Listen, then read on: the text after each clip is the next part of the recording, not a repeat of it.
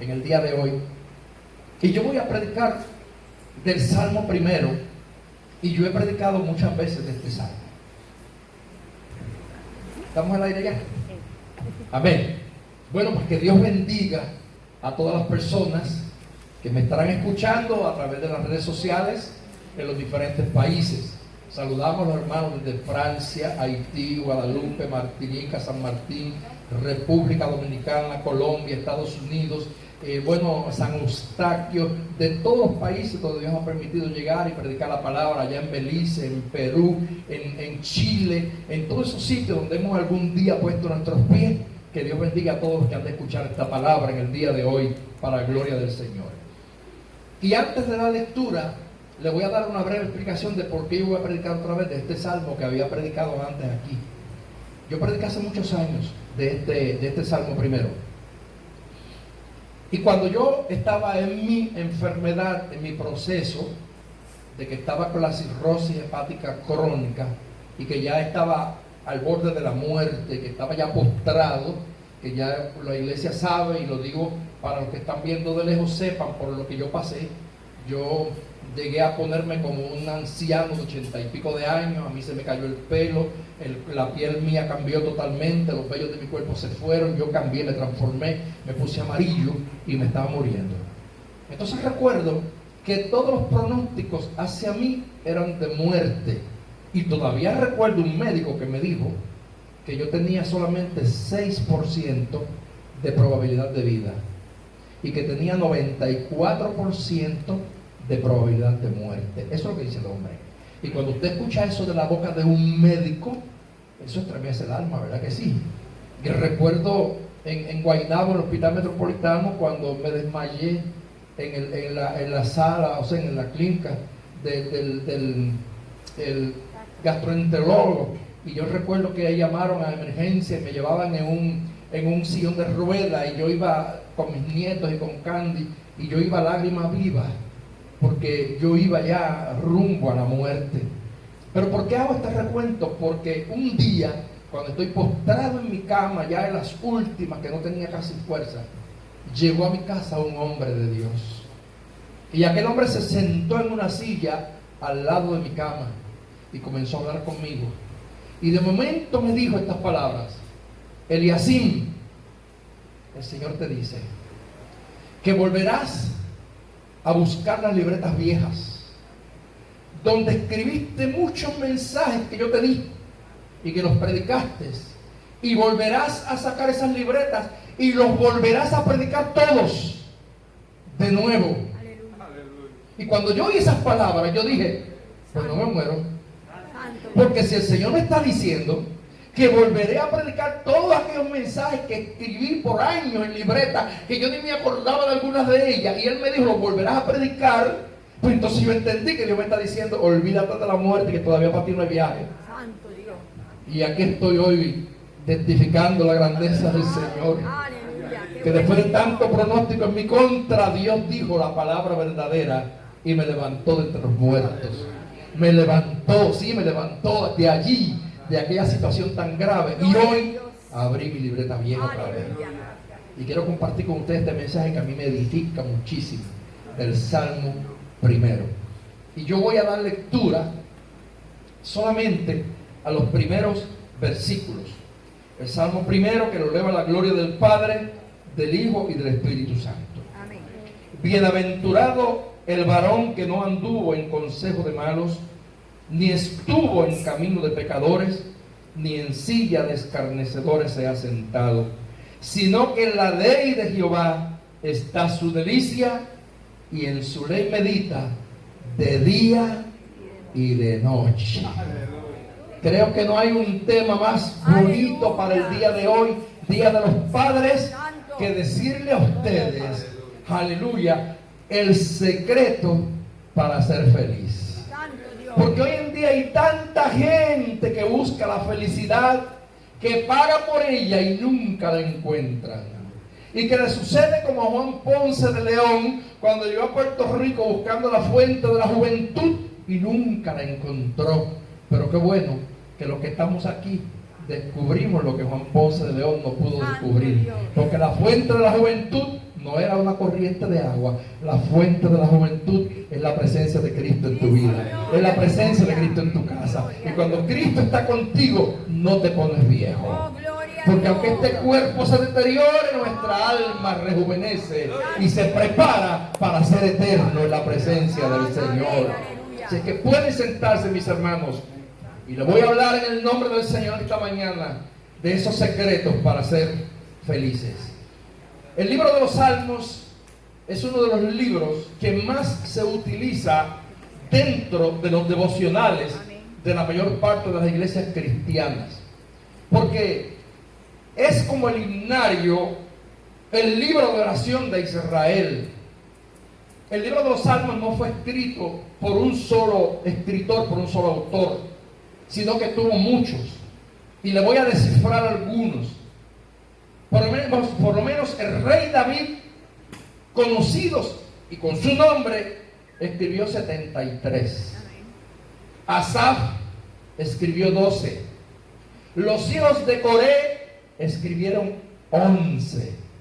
Salomón escribió 2, que son el 72 y el 127.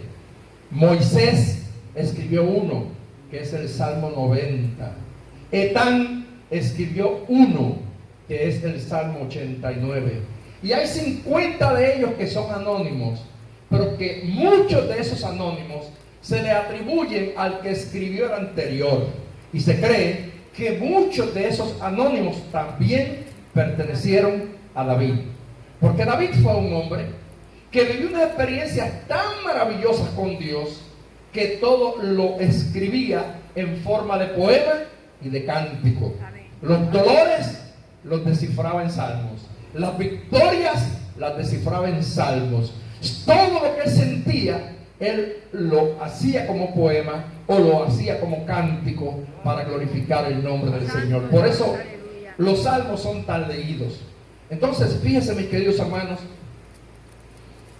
este salmo primero a mí me llama mucho la atención porque no solamente es el único de los salmos que comienza con la palabra bienaventurado, que Edgardo precisamente ahorita dijo que el significado de la palabra bienaventurado es feliz o dichoso. Pero hay alguien que dice que no se queda solamente en una sola vez, sino que ser bienaventurado significa ser feliz 3 veces. Ser feliz es bueno, ¿verdad que sí? ¿Cuánto más ser feliz 3 veces? Porque mire, hay gozos maravillosos, pero hay gozos de gozos. Cuando digo esto, recuerdo mi tercera operación después del trasplante, que yo tuve la experiencia de que mi alma se salió de mi cuerpo. Y yo recuerdo que a mí me llevaron a un jardín. ¿Sí? Los que dicen que no hay vida después de la muerte, sí, claro que la hay. Y yo recuerdo que llegué a un jardín hermoso y lo único que oí fue una voz de un joven que me dijo: canta. Y yo comencé a pasear por aquel jardín y a cantar, y a cantar, y a cantar. Pero ¿por qué le estoy haciendo esta experiencia? Porque en ese proceso, mientras mi alma alababa, yo sentí un gozo que yo nunca en la vida había sentido. Ni aún en los cultos donde yo había sentido la presencia de Dios, yo no podía comparar el gozo que estaba yo sintiendo ese día, porque entendí lo que era. Es un gozo inefable. Es un gozo que no se puede describir. Yo no tengo palabras, hermano, porque el gozo a mí no me cabía en el pecho. Era algo tan grande que yo me sentía como que volaba, como que flotaba. Pero qué felicidad tan grande mientras yo cantaba en hebreo, yo cantaba en creol, yo cantaba en inglés, yo cantaba en francés, yo cantaba en español, en diferentes idiomas, y me paseaba en aquel jardín. No sé cuánto tiempo estuve, pero sí recuerdo que cuando ya regreso, después que ya me habían operado y todo, yo regreso a la sala de operación. Y yo estoy allí todavía en aquella sala de operación y empiezo a oírme a mí mismo que estoy alabando a Dios y que estoy predicando y que estoy hablando en otras lenguas. Fíjense bien. Y oigo a la doctora que está al lado mío que me está tocando y me dice: Eliasim, Eliasim, regresaste. Y yo la escucho Y yo quiero decirle, sí, estoy aquí, pero no puedo, porque el gozo que había en mí era por encima de lo terrenal, y yo seguía cantando y cantando y alabando a Dios y glorificando a Dios. Y recuerdo que lo último que recité fue el Salmo 23 en francés, que dice en una parte: Quand je marche dans la vallée de l'ombre de la mort, je ne crains que mal, car tu es avec moi. Aunque ande en valle de sombra de muerte, no temeré mal alguno, porque tú estarás conmigo. Y yo recitaba ese salmo, y yo gritaba en francés y alababa a Dios y decía: C'est l'Éternel qui est Dieu, solo Jehová es Dios. Y la doctora seguía tocándome hasta que de momento yo pude reaccionar. Ella me dice: ¿y así llegaste? Le decía: estoy aquí. Y me dijo: muchacho, hace rato que tú nos estás dando un concierto. Digo: mira, toda esa gente que va a entrar a la sala están todos en silencio escuchándote, porque tú llevas mucho rato dándonos un concierto. Tú has cantado en diferentes idiomas, tú has hablado en otros idiomas, tú has predicado, tú has orado, y qué maravilloso. Yo dije: lo que pasa es que aunque mi cuerpo esté inconsciente, mi alma está en contacto con mi Padre, mi alma está en contacto con mi Creador, mi alma está ligada a Dios. Gloria sea a Dios. Y así fue la experiencia. Y recuerdo que al otro día, cuando llegó el médico que me operó, que empezó a hablar conmigo, me dijo: ayer mientras te operábamos, tú estabas en Pentecostés.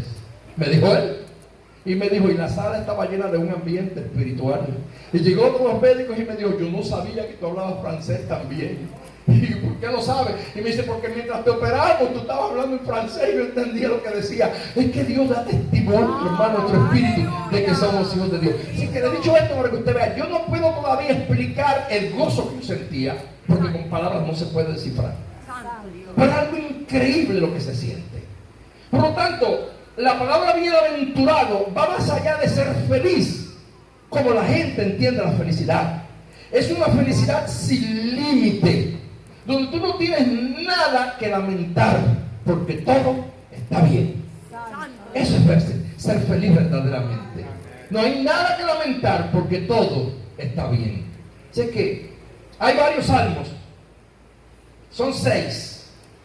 El salmo primero, que comienza diciendo: bienaventurado el varón. El salmo 32, que comienza diciendo: bienaventurado aquel cuya transgresión ha sido perdonada. El salmo 41, que comienza diciendo: bienaventurado el que piensa en el pobre, porque en el día malo lo librará Jehová. El salmo 112, que comienza diciendo: bienaventurado el hombre que teme a Jehová. Oiga, y el Salmo 119, más largo de la Biblia, que comienza diciendo: bienaventurados los perfectos de camino. Y por último el Salmo 128, que dice: bienaventurado todo aquel que teme a Jehová y que anda en sus caminos. Amén. 6 salmos maravillosos que pueden para ti y para mí ser el secreto de la verdadera felicidad. Si nosotros aplicamos en nuestra vida lo que estos salmos descifran, conoceremos verdaderamente lo que es ser feliz. Ahora fíjense bien, hay una correlación, porque si usted se pone a estudiar la Biblia, se va a dar cuenta que en el libro de Mateo, el capítulo 5, cuando Jesús habla el sermón del monte, Jesús comenzó el sermón del monte con la palabra bienaventurados. Y si usted se pone a mirar en ese capítulo de Mateo 5, del 3 al 12, hay 9 bienaventuranzas. Hay 6 salmos que comienzan con la palabra bienaventurado, y en el libro de Mateo, en el capítulo 20, ahí en el capítulo 5, hay 9 bienaventuranzas. Que estas son dichas directamente de la boca de Jesús. Los de los salmos fueron dichos por los autores, por hombres que querían glorificar a Dios con su vida, y que ellos hablaban del privilegio de ser bienaventurados. Pero aquí en Mateo es Cristo mismo el que está hablando de los que van a ser verdaderamente felices. 9 bienaventuranzas, gloria sea al Señor. Maravilloso es el Señor. Ahora, el Salmo primero es como un deleite en la palabra del Señor. Comienza Muy bien. Y dice, bienaventurado, número 1, el varón. Escucha bien. Que no anduvo en consejo de malos. Bienaventurado el varón que no anduvo en consejo de malos. Cuando hablamos de consejo de malos, hay dos direcciones. La palabra consejo se utiliza muchas veces para descifrar un grupo que se reúne para tomar decisiones. Por ejemplo, se habla de consejo de ancianos, se habla de consejo de gobernadores. Esos son consejos que forman un grupo. Pero cuando hablamos de consejo, en el término verdadero, la palabra consejo es una forma de expresión verbal que alguien utiliza para tratar de guiar el camino de otra persona. Ahora, si la Biblia dice que hay consejos de malos, también hay consejos de buenos. Por lo tanto, la bienaventuranza no se aplica para los que escuchan los consejos de los malos, sino que la bienaventuranza se aplica a los que escuchan el consejo de los buenos. ¿Cuánta gente ha errado en la vida y han perdido el norte porque han oído malos consejos? Sí, hermanos, hay gente que pudieron llegar lejos, pero su vida fue tronchada, fue truncada por un mal consejo. Por eso es que hay que tener sabiduría cuando usted aconseja. Hoy en día, usted tiene que saber que hoy que se celebra el Día de los Padres, la Biblia habla, y ¿sabe qué dice Proverbios? Que al hijo no rechaces el consejo de tu padre. Porque yo creo que nadie en esta tierra te va a aconsejar mejor que el que te engendró. Sí, hermano, porque uno como padre desea lo mejor para sus hijos. Yo no entendía a papi. Cuando papi me corregía muchas veces, me ponía furioso como un león. Porque los consejos que él me daba, yo pensaba que era porque él era viejo y que ya había pasado de onda. Pero cuando pasó el tiempo, yo también llegué a ser papá. Entonces me di cuenta que el que estaba equivocado era yo y que él estaba en lo correcto, porque él había vivido más que yo y porque por el camino donde ahora me tocaría pasar a mí, ya él había pasado. Y posiblemente había tropezado, había cometido errores, y eso lo hizo ser sabio, lo hizo ser anciano, lo hizo capacitarse para que entonces me diera buenos consejos. Ahora, fíjense, mis queridos hermanos, que no anduvo en consejos de malos, que no formó parte de esos grupos, que muchas veces son grupos de vecinos, grupos de gente, ¿verdad?, que a veces se reúnen para hacer cosas que no deben ser. Amistades que a veces uno tiene, que se reúnen y hablan y dicen una serie de decisiones y de cosas, y usted se echa a un lado. No se guió por el consejo de esos malos. Fíjese bien, yo recuerdo cuando yo tenía 16 años, yo me descuidé en mi vida espiritual. Yo nunca digo que me aparté del Señor, porque yo simplemente tuve un descuido espiritual y por 3 meses me molesté y no quise ir más a la iglesia. Me molesté. No quise ir a la iglesia porque tenía coraje con papi, con mami y con un hermano de la iglesia, porque yo me quise dejar el pelito un poquito largo. Y el hermano, usted sabe, son la juventud. 16 años, esa etapa de cambio, yo quería dejarme el pelito un poquito largo. Y un hermano pues me salió de la iglesia y me dijo: oye, desde que te descuidaste espiritualmente, mira cómo te abandonaste. Ahora estás todo abandonado con ese pelo largo. Y me dio un coraje. ¿Por qué? Yo era un niño, no entendía bien el consejo y me molesté y tuve 3 meses que no quise ir a la iglesia. Porque se juntaron todas esas cosas. Fíjense bien. Y recuerdo que yo nací en el Señor, que yo me crié en el Evangelio, que yo tuve un privilegio que no mucha gente ha tenido, y lo digo para la gloria de Dios. Y es que yo fui bautizado en el Espíritu Santo a los 5 años de edad. Y que a los 6 años de edad yo tuve la primera visión donde el Señor se me apareció cuando yo tenía solamente 6 años, y el Señor me dijo que yo sería ministro de su palabra y que yo iría por el mundo predicando la palabra. 6 años. Sí, hermanos. Y ya a los 13 años yo era líder de juveniles en la iglesia.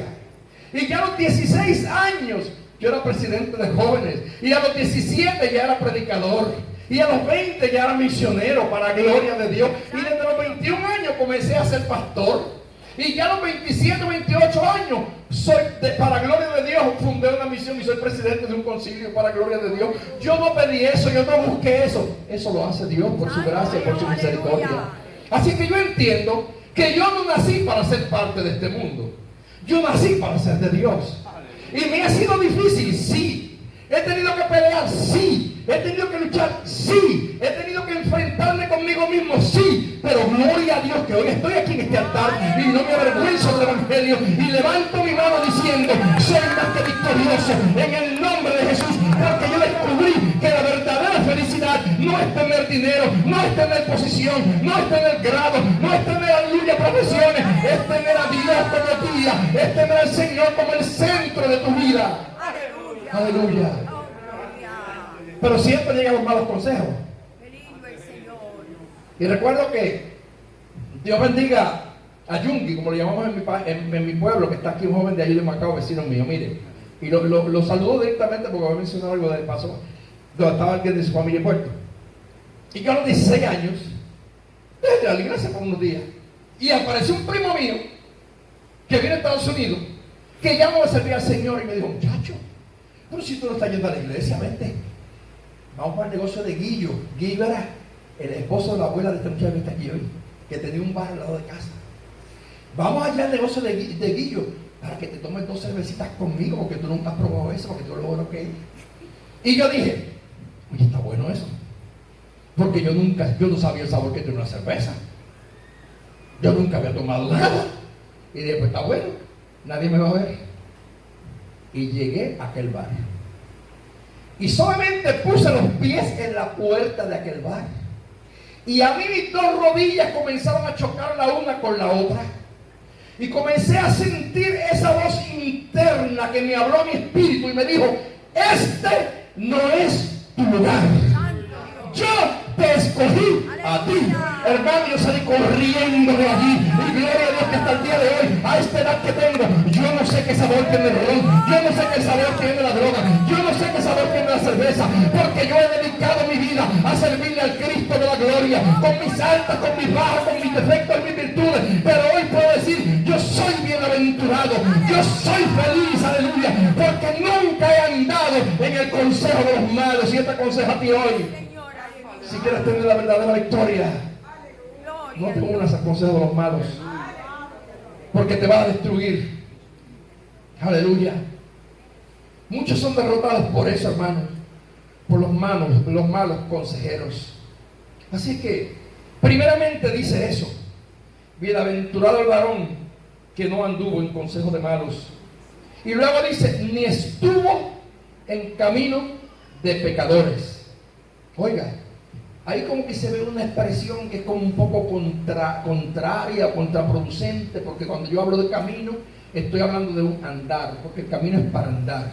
Pero fíjense, me llama la atención que el salmista no dice ni anduvo en camino de pecadores, sino que lo que dice es: ni estuvo en camino de pecadores. Y estar no es lo mismo que andar.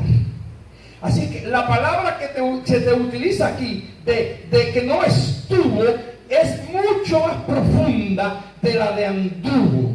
¿Por qué? Porque en el andar significa que yo estoy practicando lo que están haciendo los demás. Porque el andar simbólicamente es la práctica de algo que yo hago. Ahora, cuando digo estar, es que ni hago acto de presencia. Así que es bienaventurado aquel que no hace acto de presencia en el camino de los pecadores. Porque la palabra te dice: hijo mío, si el pecador te quiere dañar, no lo permitas, no lo consientas.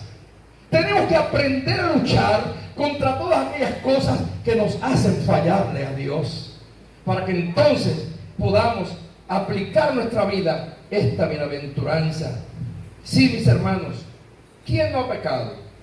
Aquí nadie puede decir que no, porque aunque hayas nacido o hayamos nacido en la iglesia, en un momento dado hemos fallado a Dios. ¿Sí o no?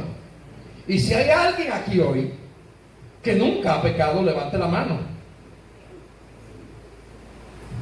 Porque el mismo Jesús, cuando le llevaron a aquella mujer adúltera para que la apedreara, él dijo: el que de ustedes esté sin pecado, tire la primera piedra. ¿Y sabe qué dice la Biblia? que acusados por su conciencia se fueron todos. Y cuando Jesús terminó de escribir en el piso, que hasta el día de hoy es un misterio porque muchos especulan, pero nadie sabe qué fue lo que escribió. Cuando Jesús dejó de escribir en el piso y levantó y vio a la mujer, le dijo: ¿dónde están los que te condenaban? ¿Dónde los que te acusaban? Se han ido. Yo tampoco te condeno. Vete, pero no peques más. O sea, Jesús sabía que ella había pecado, sabía que merecía muerte, pero en este momento se había encontrado de frente con el único que tiene poder para perdonar pecados. Y que el que viene al Señor y se humilla, no importa cuán grande hayan sido tus pecados, la Biblia dice que si sus pecados fueren rojos como el carmesí, vendrán a ser blancos como la blanca nieve. Así que no importa tu vida pasada, no importa lo que tú hiciste, si te encontraste con el perdonador, tú eres libre hoy.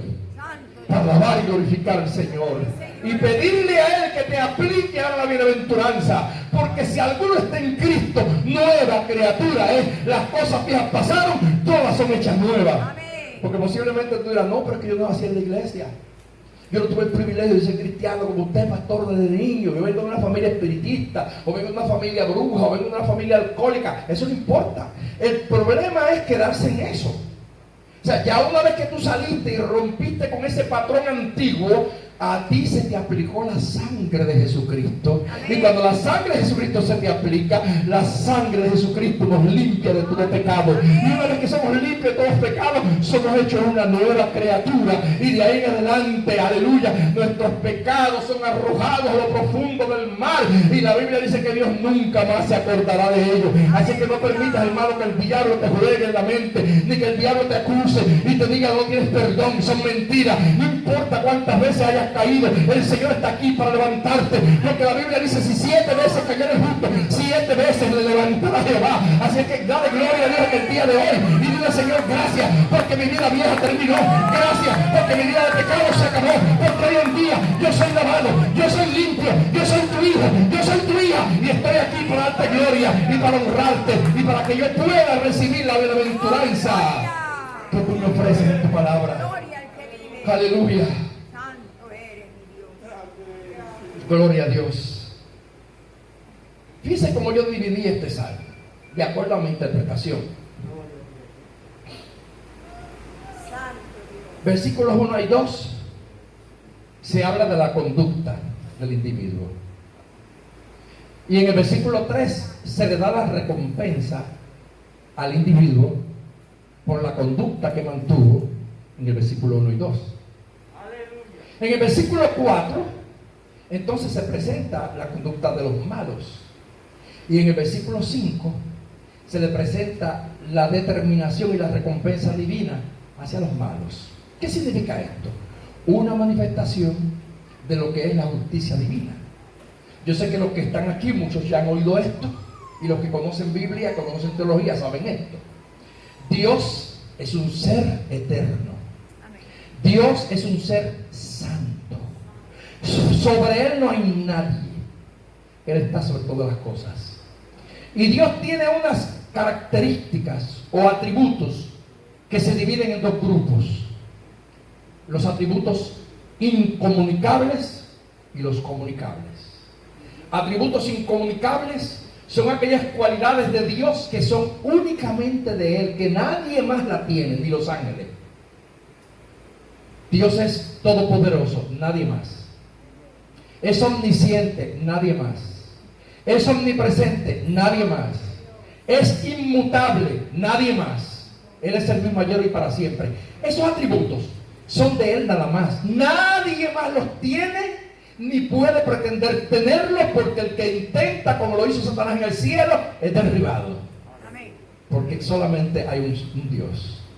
Ahora, Dios tiene también eso que se le conoce como atributos comunicables, que son características que hay en Él, pero que Él las compartió con el hombre. Por ejemplo, el señorío. Dios es Señor. Pero cuando Dios crea al hombre y pone a Adán en el huerto, ¿qué hizo? Lo hizo Señor de la creación. Así es que Dios le dio a Adán parte de su atributo y lo hizo Señor. Otro atributo es la santidad. Dios es santo. Nadie es santo como Él. Sin embargo, Él nos dice: sed santos porque yo soy santo. Y después dice, buscar la paz con todos y la santidad sin la cual nadie verá al Señor. Lo que significa de que de esa santidad que Él tiene, Él compartió con nosotros. Amén. Ese atributo y somos santos. Amén. También Dios tiene un atributo, porque son varios, pero voy a mencionar este muy especial: la justicia. Dios es justo. En su carácter Dios es justo. Y justicia significa tener equidad. Equidad es hacer lo que se debe hacer conforme a como cada cual actúa.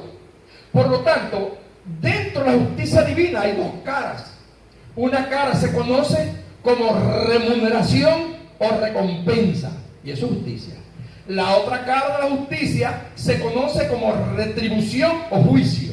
¿Qué significa esto? Que Dios, en su carácter de justicia, le va a pagar a cada cual de acuerdo a cómo haga.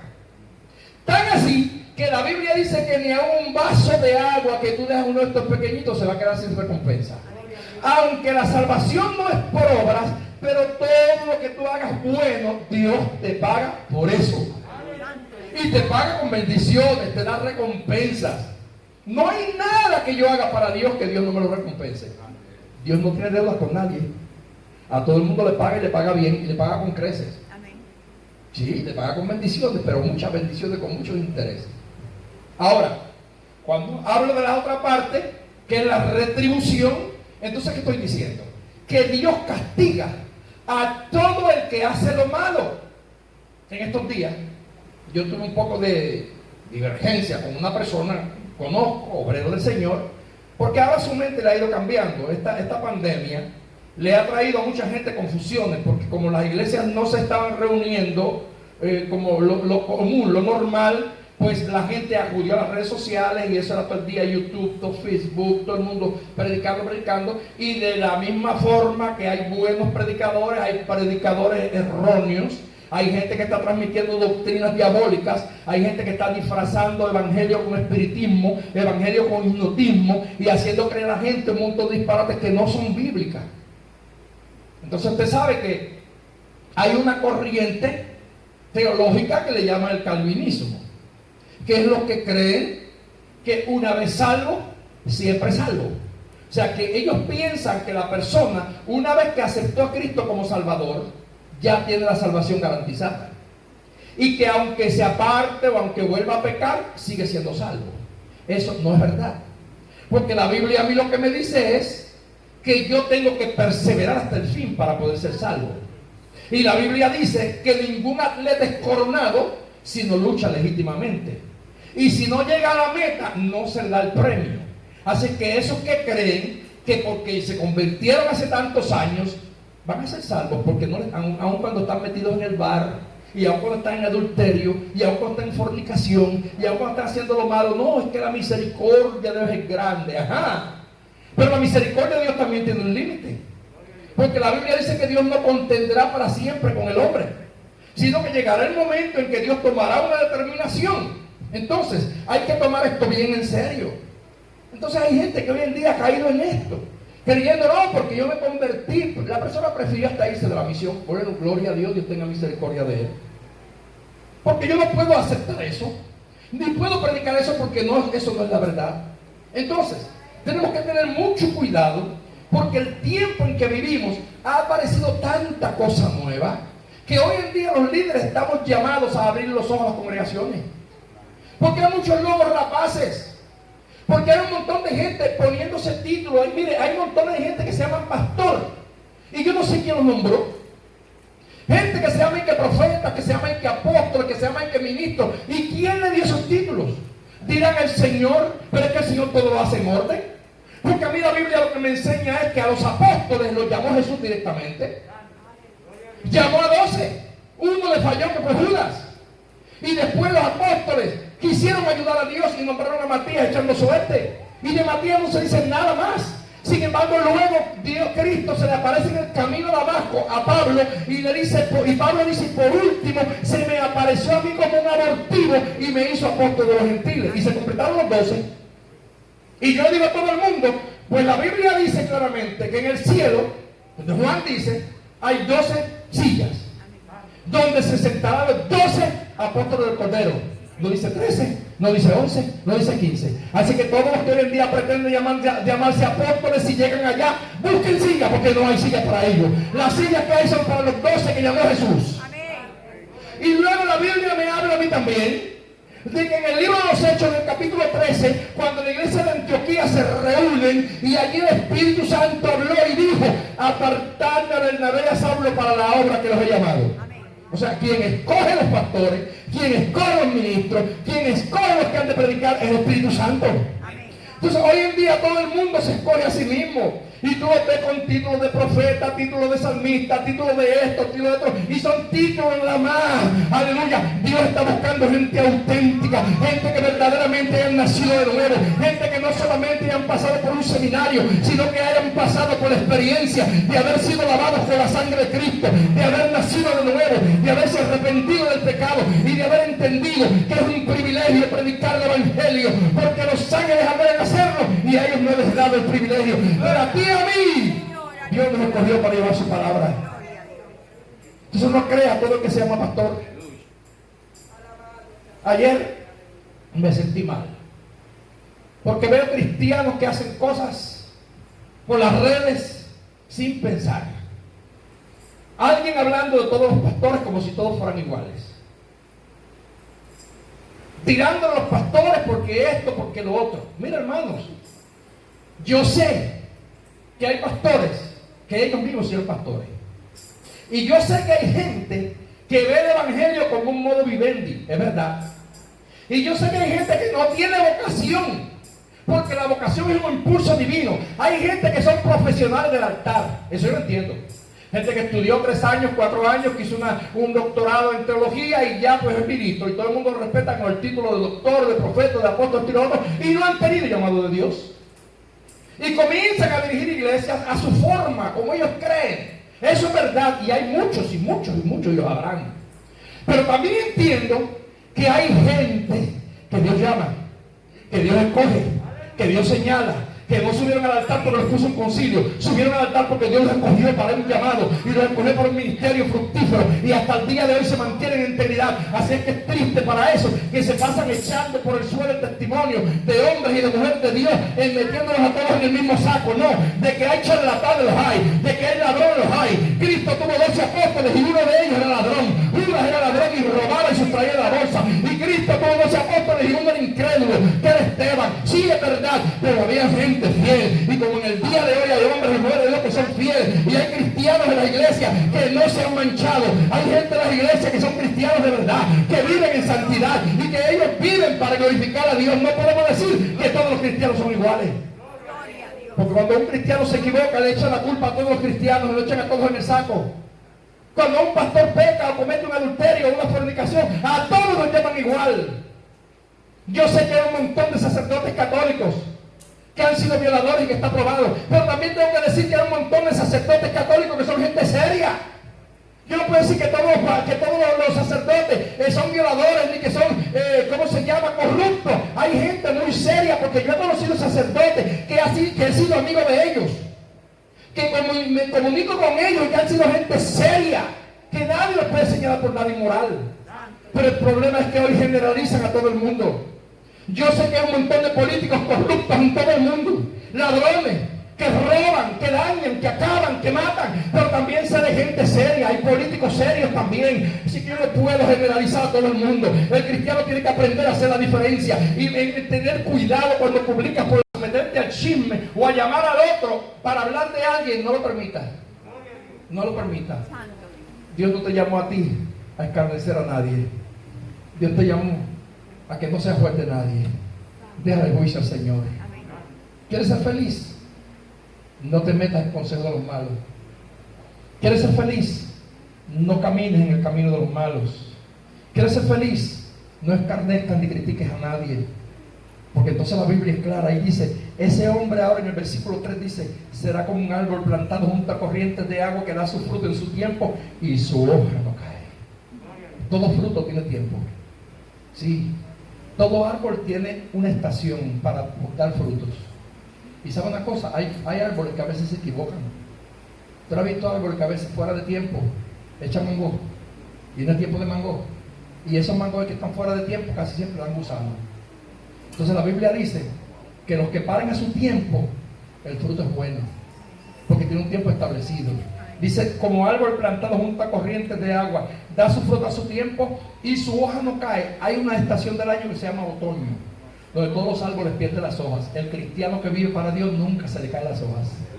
Siempre se mantiene verde, siempre se mantiene dando fruto, siempre se mantiene con vida, porque el agua es vida y las corrientes de Dios alimentarán tu alma. Ahora, para concluir, ahora viene la contraparte.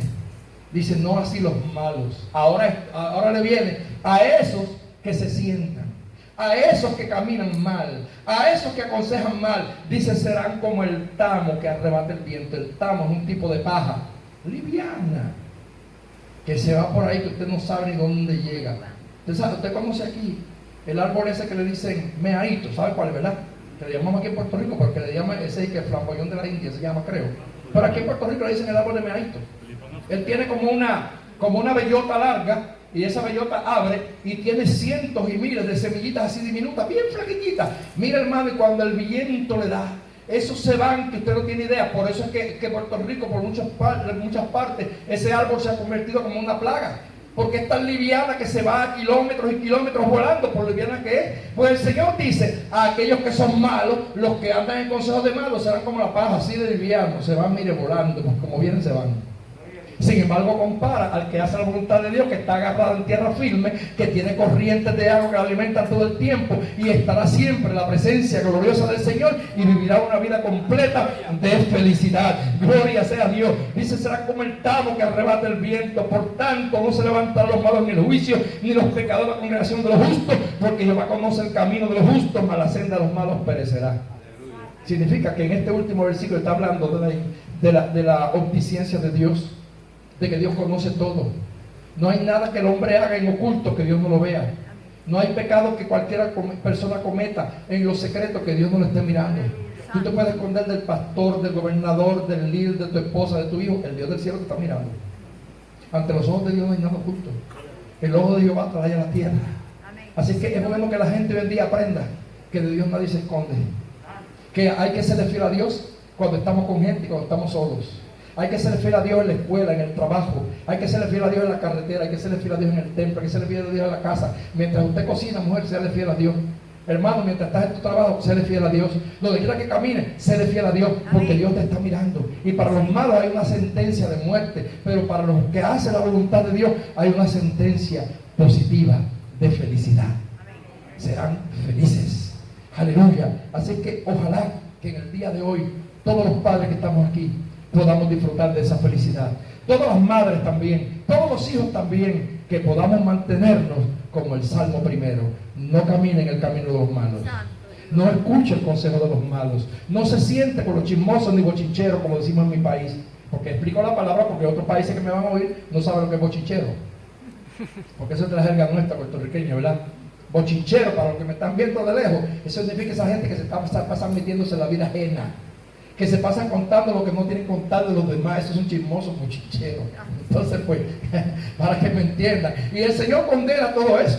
El Señor condena todo eso. Yo conocí una persona que yo llegaba a veces a la casa, y cuando llegaba a la casa, enseguida que no hacía más que yo llegar y me decía, venga hermano, le cuento. Y enseguida empezaba a hablar la vida de los vecinos, todo el mundo. Y yo dije, pero hermano, es que a mí no me interesa la vida de nadie.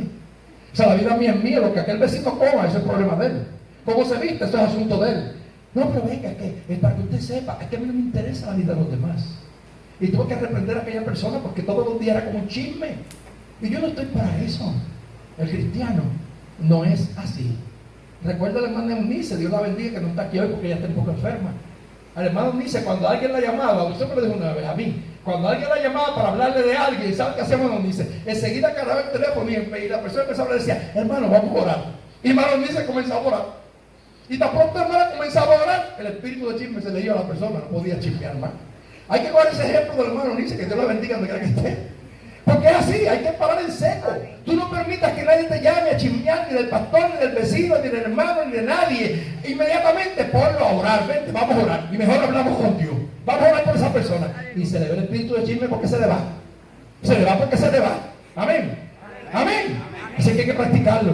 Bienaventurado hermano. Sea feliz. Viva su vida en paz, viva su vida en orden, viva su vida en santidad y prepárese para la gran reunión, porque pronto suena la trompeta. Que Dios le bendiga, que Dios le guarde. Adelante en el nombre del Señor. Amén.